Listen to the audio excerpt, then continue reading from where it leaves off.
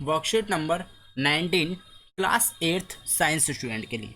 ठीक है, तो बच्चों आज की वर्कशीट में जैसे कि मैं हर बार आपको बताता आता हूँ कि आपको एग्ज़ाम में कैसे लिखना है। ठीक है बच्चों, आपको वर्कशीटों में मोस्टली क्या कराया जा रहा है, आपको आंसर स्क्रीन पे दिखा दिए जाते हैं और आप उन्हें नोट डाउन कर लेते हैं और काम ख़त्म।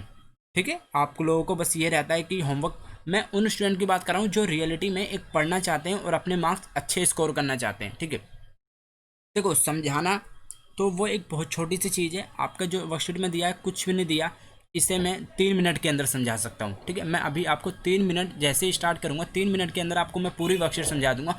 मेन आप लोगों को आंसर लिखना आना चाहिए, क्योंकि अगर आप एग्ज़ाम में अच्छे मार्क्स स्कोर करते हो, ठीक है, तो आप लोगों को देखो, आप 8th क्लास में हो, 9th में जाओगे 10th क्लास। ठीक है, अब आपको हैबिट बनाने के लिए अभी से स्टार्ट करना पड़ेगा। 8th में थोड़ी हैबिट बनेगी, 9th में थोड़ी हैबिट बनेगी, 10th क्लास में आप परफेक्ट हो जाओगे लिखने के मामले में। फिर आप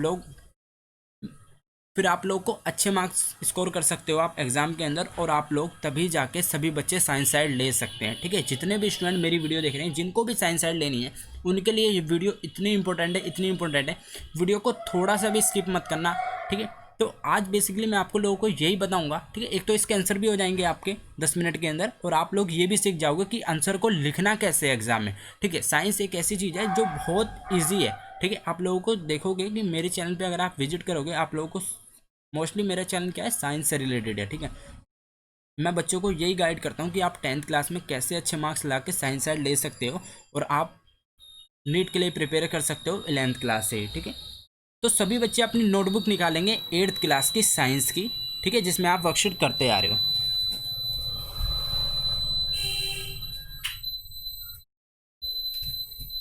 तो होप करता हूँ सभी बच्चों ने अपनी अपनी नोटबुक निकाल ली होगी। ठीक है, तो सभी बच्चे ऊपर लिखेंगे वर्कशीट नंबर 19। ठीक है, सभी बच्चे लिखेंगे वर्कशीट नंबर 19 और यहाँ पे डेट डालेंगे 4 दिसंबर। ठीक है, और यहाँ पे अपना सब्जेक्ट लिखेंगे साइंस का।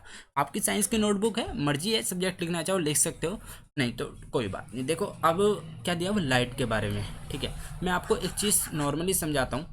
ठीक है, मैं आपको ये नहीं कहूँगा आप इतना पढ़िए, मेन फोकस मेरा ये है कि आप लोगों को आंसर कैसे लिखना है एग्जाम के अंदर, और आंसर लिखने के लिए आप लोगों को क्या चीज़ें होनी चाहिए। देखो मैं आपको कोई चीज़ एक चीज़ बताता हूँ। लेट अस सपोज कि आप कमरे में बैठे हो अभी। ठीक है, आपके सारे खिड़की सब दरवाजे बंद कर दिए जाएं। ठीक है, लाइट कहीं से नहीं आनी चाहिए, और कमरे की लाइट भी बंद कर दी बिल्कुल। ठीक है, तो आप देखोगे आपको कुछ नहीं दिखेगा।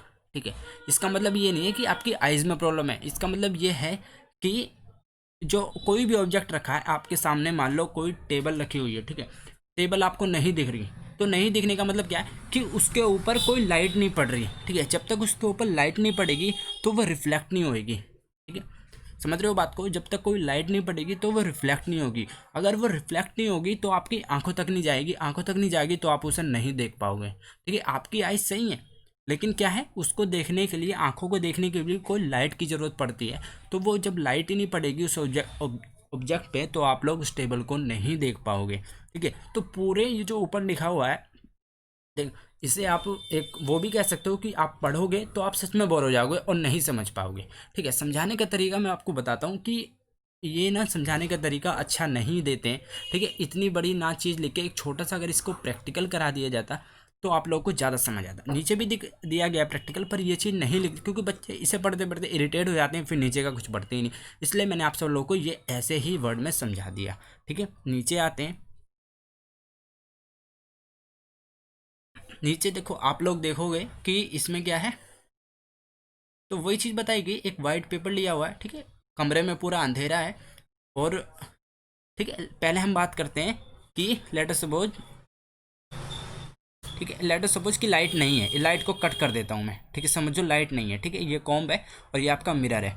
तो आपको क्या कॉम्ब दिखेगा जब लाइट ही नहीं है, क्योंकि लाइट निकलेगी नहीं तो शीशे पे नहीं जाएगी। जब जब तक निकलेगी नहीं तो वो रिफ्लेक्ट ही नहीं होगी। ठीक है, और रिफ्लेक्ट नहीं होगी तो आप उसे नहीं देख पाओगे। ठीक है बच्चों, तो अब बात की जाए कि लाइट है, तो लाइट होने के बाद आप लोग क्या देखोगे कि, ठीक है, लाइट होने के बाद आप लोग ये देखोगे कि जब लाइट पड़ रही है इस पे, तो वो क्या हो रही है, रिफ्लेक्ट हो रही है, रिफ्लेक्ट हो रही है तो आप उसे देख पा रहे हो। जब तक लाइट पड़ेगी नहीं, रिफ्लेक्ट नहीं होगी, तो आप लोग नहीं देख पाओगे। ठीक है, तो इस पूरे एक एक तरीके का प्रैक्टिकल दिया हुआ है, आप लोग घर पे करके भी देख सकते हो। ठीक है, आप वाइट पेपर ले सकते हो, कुछ भी ले सकते हो आप। उस लोग पूरा कमरे में अंधेरा कर दीजिए और टॉर्च ले लीजिए हाथ में, फ़ोन की टॉर्च ले सकते हो आप लोग। पूरे कमरे में अंधेरा करके आप नहीं देख पाओगे, फिर आप टॉर्च जलाओगे तो आपको दिख जाएगी। ठीक है, वही, क्योंकि इसका रीज़न क्या है, लाइट पड़ रही है। तो ये देखो इंसिडेंट गई, ठीक है, और ये रिफ्लेक्ट हो गई यहाँ से। ठीक है बच्चों, तो अब नीचे चलते हैं मेन टॉपिक पे। ठीक है, सभी बच्चों ने नोटबुक निकाल रखी है होपफुली। देखो ये डायग्राम है, ठीक है, थोड़ा कन्फ्यूजन दिया हो मैं आपको, देखो क्योंकि ऐसे बच्चे समझ नहीं पाते, मैं आपको एक सपोज करवा रहा हूँ। ठीक है, मान लो, ठीक है, आप ये आपका मिरर है। ठीक है, एक छोटा सा बता रहा हूँ, ये आपका मिरर है। ठीक है, आप इसके सामने कोई भी, मान लो ये एक लाइट आई, ठीक है, वो मिरर से टकरा गई और मिरर के पीछे क्या हो रहा है, पेंट हो रहा है। ठीक है, इसे पेंट हो रहा है। ठीक है, और ये क्या टकरा के इधर आ गई। ठीक है, एक इसमें बीच में वो जाएगा परपेंडिकुलर। ठीक है, तो ये आपकी ऐसे गई। ठीक है, इसके जाने के लिए ये वाला एरो लगाया और वापस आने के लिए ये वाला लगाया। तो ये क्या हो गया, आपकी इंसिडेंट लाइट हो गई और ये आपकी रिफ्लेक्टेड हो गई। ठीक है, इंसिडेंट जो आई और रिफ्लेक्टेड जो रिफ्लेक्ट हो गई, तो हमेशा ये इक्वल होंगे। ठीक है, angle i equal to angle are. ठीक है, आप लोग समझ गए होगे, और ये आपका परपेंडिकुलर हो जाएगा। ठीक है, तो आप लोग समझ गए, और वही चीज़ आपकी इसमें दी हुई है, मैं आपको दिखाता हूँ। बस ये थोड़ा उल्टा करके दे दिया तो इसलिए बच्चे कंफ्यूज हो जाते हैं।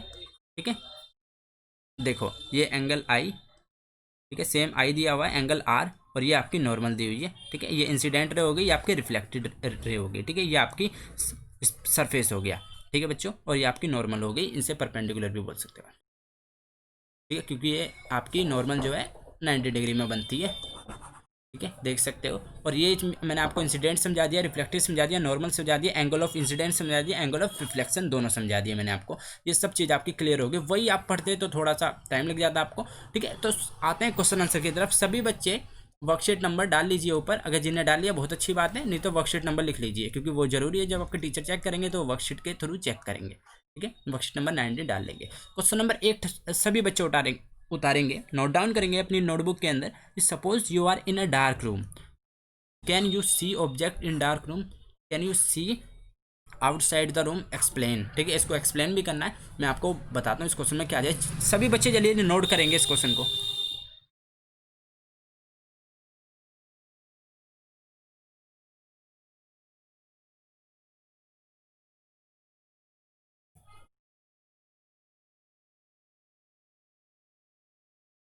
ठीक है, तो जैसे कि होप करता हूँ सभी बच्चों ने नोट डाउन के लिए कर लिया होगा। तो सभी बच्चे लिखेंगे आंसर, यहाँ पे आंसर नंबर नीचे करके, उसके अगली लाइन में आंसर नंबर 1 ऐसे करके। ठीक है, आपको प्रॉपर देखो, आपको हमेशा याद रखना एग्जाम में भी। ठीक है, और अभी आप असाइन ये कर रहे हो वर्कशीट भी, इसमें भी आपको क्वेश्चन ब्लैक पेन से उतारना है, आंसर ब्लू से लिखना है। ठीक है, टीचर जब आपकी नोटबुक चेक करता है, मैं एक एग्जाम की ट्रिक बता रहा हूँ, जब चेक करता है तो उसको हर चीज़ अलग अलग दिखनी चाहिए।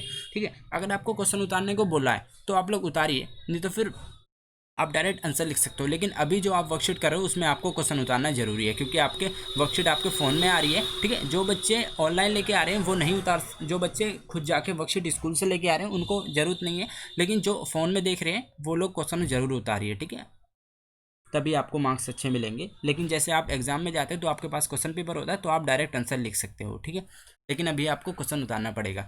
तो आंसर नंबर 1 देखो, इन्होंने क्या पूछा है इसके अंदर, पूछा है suppose you are in a dark room.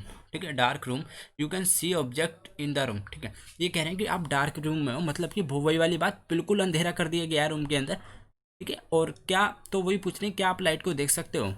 First का आंसर आपको नॉर्मल सी बात है, मैंने आपको पहले भी बताया, नो, हम किसी ऑब्जेक्ट को नहीं देख सकते अगर वहाँ पे बिल्कुल अंधेरा है तो। ठीक है, क्योंकि ना इंसिडेंट लाइट आएगी ना रिफ्लेक्टेड आएगी, तो हम ऑब्जेक्ट को नहीं देख पाएंगे।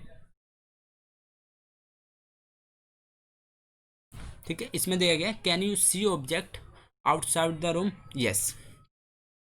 तो यहाँ पे आप लोग लिखोगे ऐसे स्लैश करके यस। ठीक है, फिर आगे से लिखना याद, लिखोगे बिकॉज।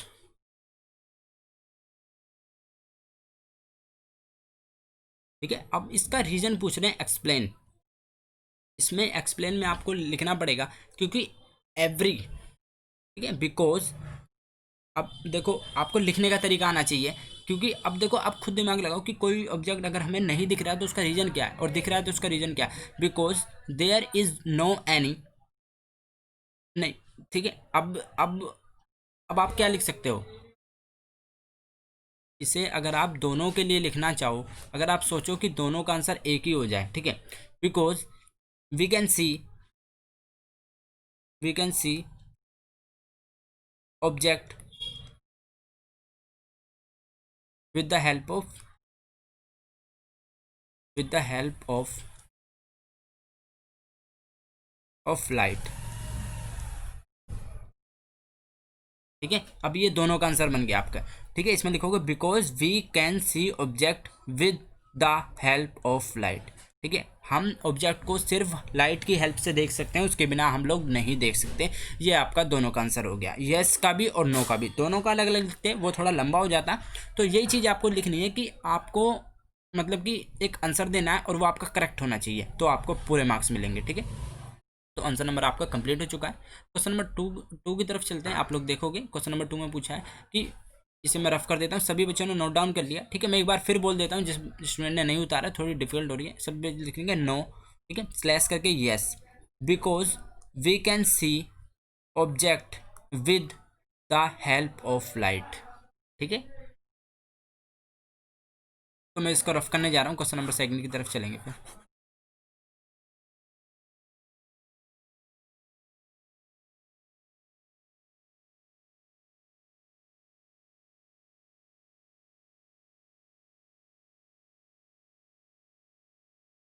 ठीक है, क्वेश्चन नंबर 2 पूछा है, what would happen if you through light on the mirror along the normal, ठीक है। इसमें पूछा गया what would happen if you throw the light on the mirror along to the normal, क्या होगा जब आप लाइट को, ठीक है, जब आप लाइट को नॉर्मल के थ्रू एक मिरर के ऊपर डालोगे तो, ठीक है, यहाँ से नॉर्मल के थ्रू, ठीक है, ये कह रहे हैं यहाँ से, तो ये सेम डायरेक्शन में आ जाएगी, इसी डायरेक्शन में,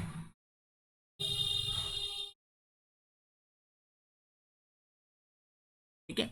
जिस डायरेक्शन से जाएगी मैं यहाँ पे बना के बताता हूँ आपको, ये था, ठीक है, ये डायग्राम है आपका। आप ऐसे लाइट डालोगे तो वो ऐसे ही जाएगी, ऐसे ही वापस आ जाएगी, ठीक है, ठीक है। आप लोग देख सकते हो, तो आप लोग इसमें डायग्राम भी बना सकते हो। क्वेश्चन नंबर 2 सभी बच्चों ने उतार लिया, ठीक है। क्वेश्चन नंबर 2 सभी बच्चे उतारेंगे पहले, तभी इसका आंसर लिखेंगे। क्वेश्चन नंबर 2 सभी बच्चे उतारिए।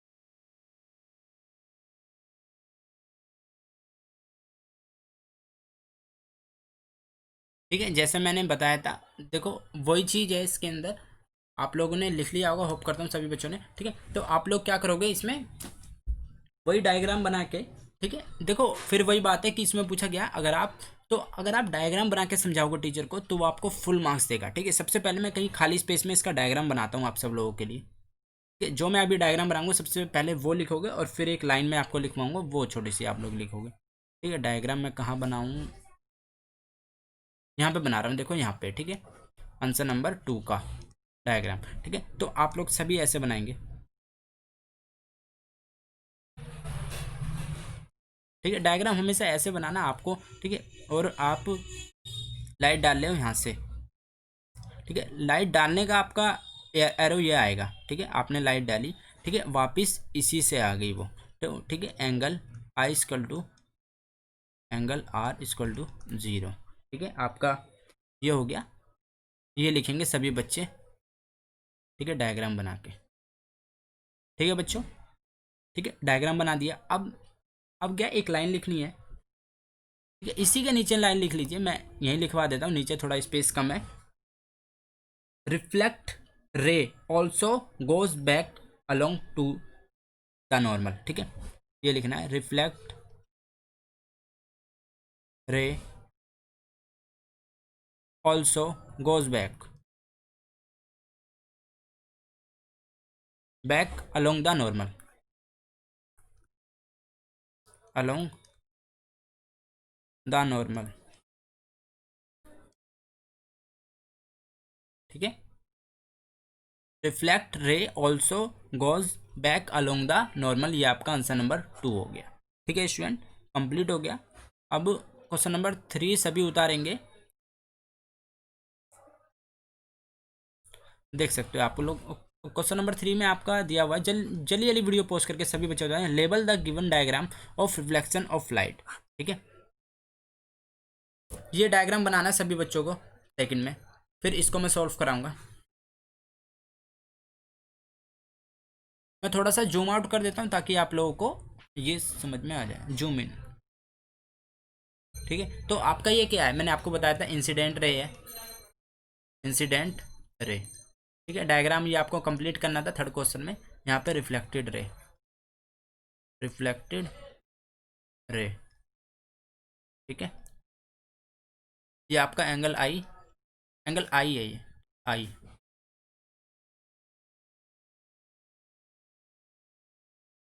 Equal to angle are. ठीक है, ये आपका सरफेस हो गया। ठीक है, इसे मिरर भी लिख सकते हो आप, मिरर। ठीक है, सरफेस और मिरर कुछ भी लिख सकते हो। ठीक है, incident ray, reflected ray, angle i equal to angle are. ठीक है, ये आपका सरफेस या फिर मिरर। ठीक है, आपका डायग्राम कंप्लीट हो गया। अब आते हैं हम क्वेश्चन नंबर 4 पे। What is reflection of light. ठीक है, अब देखो क्वेश्चन में से ही आंसर लेना है आपको। सभी बच्चे क्वेश्चन उतार लेंगे, what is reflection of light, फिर मैं आपको बताऊंगा इसका आंसर लिखना कैसे है। ठीक है, अब देखो क्वेश्चन उतार लिया सभी बच्चों ने वीडियो पॉज करके। अब इसमें आपको वट काट दीजिए, वट। ठीक है, वट काट के अभी आपको जो मैं लिखवाऊंगा वो लिखना है। ठीक है, वट काटने के बाद मैं इसको रफ कर देता हूँ ताकि आपका थोड़ा ज़्यादा लिखा जाए इधर तक।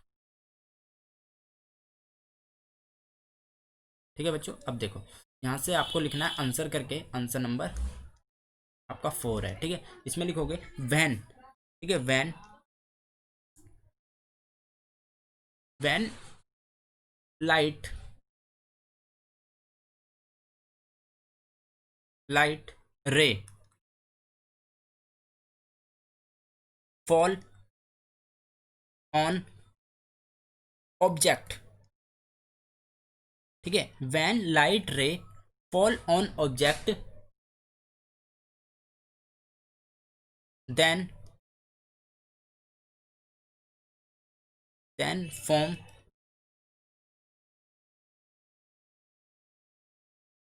ठीक है, अब देखो इतना आपने लिख दिया, when light ray fall on object then form is, यहाँ से इज रिफ्लेक्शन ऑफ लाइट। ठीक है, अब देखो आपको लिखना आ गया। ठीक है, इसमें अगर आप इतना लिखते हो तो आपका एक भी मार्क्स नहीं कटेगा। ठीक है, जब कोई लाइट किसी वस्तु पर पड़ती है तो आपका रिफ्लेक्शन ऑफ लाइट होता है। जब तक लाइट नहीं पड़ेगी आपका रिफ्लेक्शन ऑफ लाइट नहीं होगा। ठीक है बच्चों, क्वेश्चन नंबर 4 कंप्लीट हो गया। होप करता हूँ सभी बच्चों को लिखना आ रहा है, क्योंकि मेन आपका क्या है कि एग्जाम में आप कैसा लिखते हो। यहाँ पे तो आप लोगों को आंसर दे दिए जाएंगे। ठीक है, जो बच्चे का नहीं लिख पा रहे वीडियो थोड़ी सी बैक करके वीडियो को पॉज करके आप लोग लिख सकते हो, क्योंकि मुझे रफ करना पड़ता है और दूसरा भी लिखना पड़ता है। ठीक है बच्चों, और आप नीचे कमेंट कर सकते हैं, मैं आपको कमेंट में तुरंत रिप्लाई दूंगा। कोई स्टूडेंट को डाउट हो तो मेरे से कुछ भी पूछ सकता है रिगार्डिंग साइंस के, और आगे आपको क्या करना है, ठीक है, वो स्टूडेंट कुछ भी पूछ सकता है। Now we can see an object of a incident ray of light the strikes its surface is not reflected back why. ठीक है, अब मैं इसमें आपको बताता हूँ कि इसमें क्या है, can we see an object even if a incident ray of light that strikes its surface is not reflected back. ठीक है, इसमें कहा गया है कि जब कोई इंसिडेंट रे, मैं आपको डायग्राम से समझाता हूँ, बहुत अच्छी तरह समझ में आएगा आप लोगों को। ठीक है, इसमें बताया गया व्हेन इंसिडेंट रे, कोई इंसिडेंट रे जब किसी पे पड़ती है, ठीक है, अगर वो रिफ्लेक्ट ना हो तो क्या होगा। ऑब्वियस बात है, जब वो रिफ्लेक्ट नहीं होगा तो हमें वो दिखाई नहीं देगा। दिखाई देने के लिए दोनों चीज़ का होना जरूरी है, इंसिडेंट और रिफ्लेक्टेड। ठीक है, अब देखो इसमें से आपको क्वेश्चन उतार लिए सबने, अब इसमें से आपको लिखना क्या है, can we see an object. ठीक है, अब यहाँ से ये हटाना है आपको, ठीक है, आंसर लिखने के लिए। ठीक है, आप सभी बच्चे लिखेंगे when see an object if a incident ray of light that strikes its surface is not reflected back. ठीक है, तो आप लिखोगे यहाँ से नो। ठीक है, सभी बच्चे यहाँ से स्टार्ट करेंगे no. We can, we, so, no के बाद एक सेकंड थोड़ा सा यहाँ पे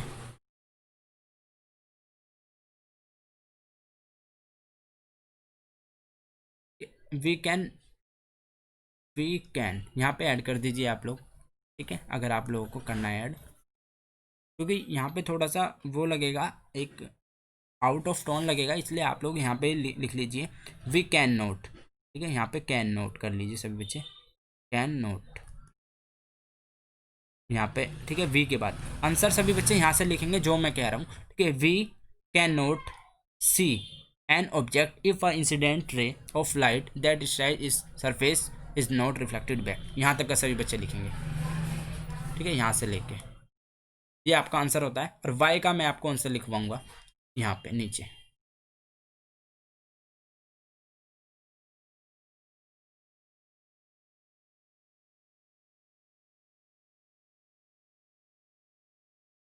ठीक है, अब मैं इसे रफ रफ कर देता हूँ यहाँ पे, क्योंकि मुझे वो लिखवाना है। ठीक है, इस थोड़ा सा रफ कर रहा हूँ मैं यहाँ से।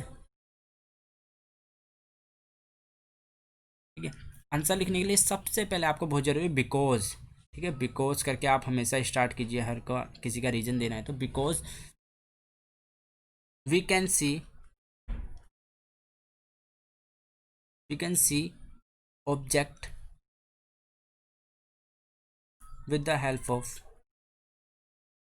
ठीक है, angle I and angle are.